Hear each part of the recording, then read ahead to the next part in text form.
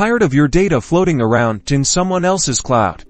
Let's take control and Self-Host N8n, your own powerful automation playground. First, you'll need a server. This could be a virtual private server from providers like DigitalOcean, AWS, or Linode, or even an old computer lying around. If you're just experimenting, make sure your server has a fresh install of Linux, while Ubuntu is a popular choice. Next, install Docker and docker-compose. Docker allows us to run N8n in a container, making setup and management much easier. Follow the official Docker documentation for your chosen operating system. Docker-compose helps us define and manage multi-container applications, which we'll use to configure N8n. Now, create a docker-compose.yml file. This file will define how our N8n instance will be configured. You'll need to specify the N8n image from Docker Hub, map ports so you can access N8n from your browser, and set up environment variables for database credentials and other settings. N8n supports several databases,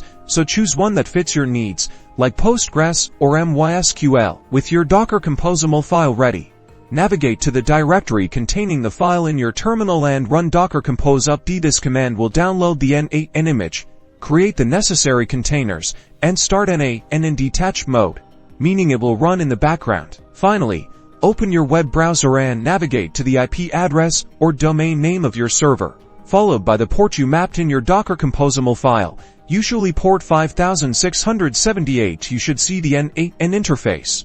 Set up your admin user, and you're ready to start building your own awesome automations.